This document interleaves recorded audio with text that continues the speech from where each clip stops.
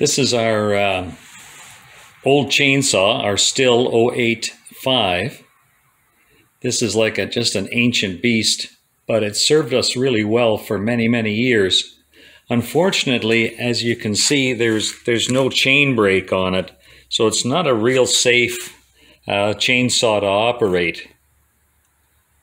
The motor still runs well. There's a few little things wrong with it. One of the little connecting rods needs a C-clamp. But other than that, everything else works pretty good. But it comes a time when these things have to be replaced, and we were using it and without the chain brake, and given that it's just like a super heavy machine, I think it was time to replace it.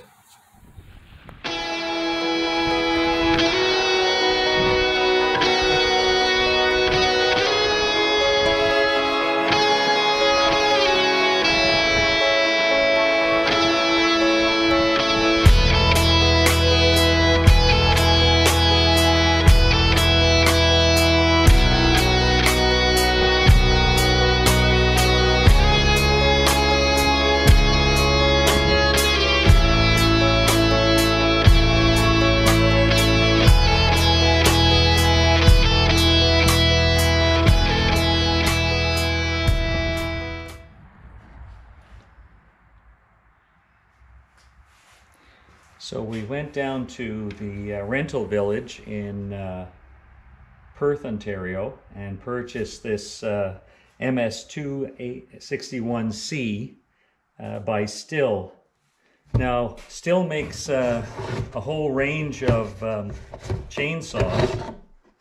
The 171s were on sale for $229 Canadian. But unfortunately, they're not made in North America, nor are they made in Germany.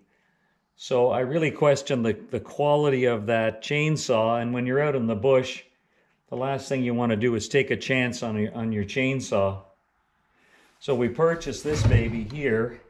And as you can see, I don't know if you can pick it up on the camera, this particular one's made in Germany. And it's probably the last chainsaw I'll ever buy.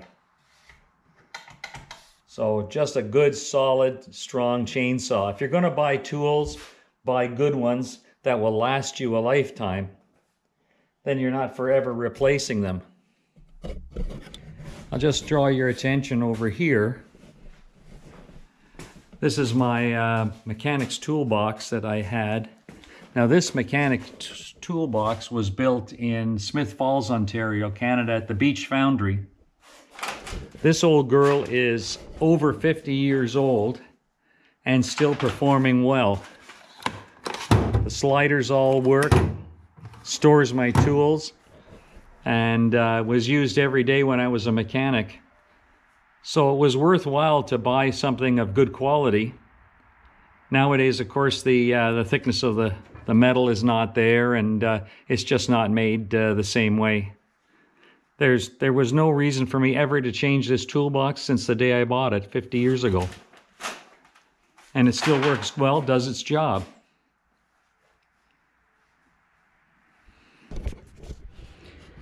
Now there's nothing wrong if you're only going to use a tool once in a blue moon to buy something cheap.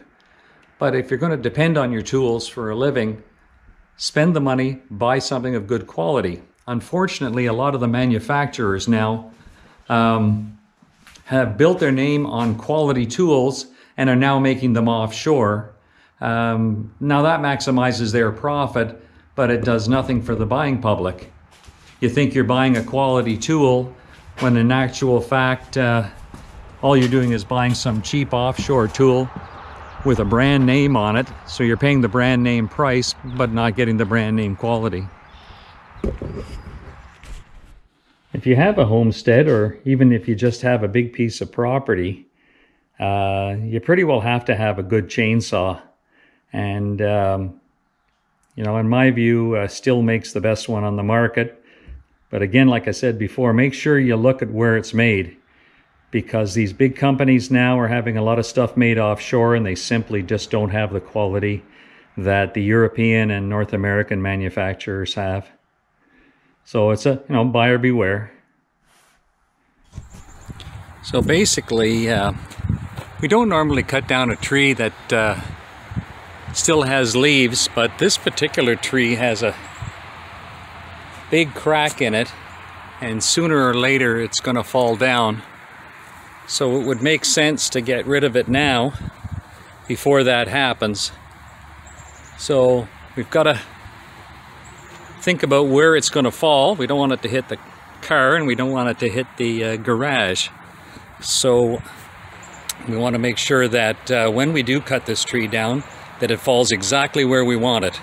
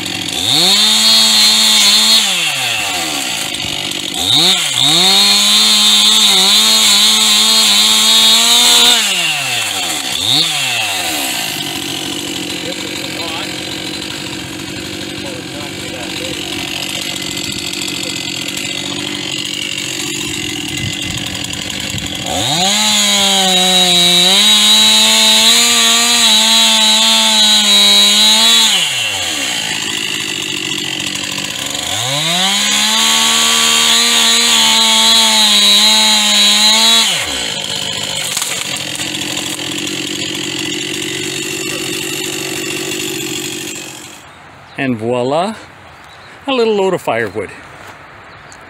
Nothing goes to waste. What we don't use in firewood, we turn into mulch for the garden, so everything is recycled. These are hardwood, but they're oversized, so we can't really burn them in our fireplace because they're just too big. So we're just leaving them here, and if we have time, we can cut them smaller, or if somebody has a bigger fireplace and wants them, we can sell it to them. Over here is the fresh cut, which we did today. So we took some of the damaged wood from the ice storm. We cut it up into foot-long lengths, and that'll make good fireplace wood next year. But for now, it has to dry out, and this is where it's going to stay for now. Thank you for watching. Don't forget to like and subscribe, and come along to our next adventure. I'm sailing, sailing down that river, sailing down that river of dreams. I'm sailing down that river, but it seems that I don't know where I'm going. But when the day is through, I'll come back home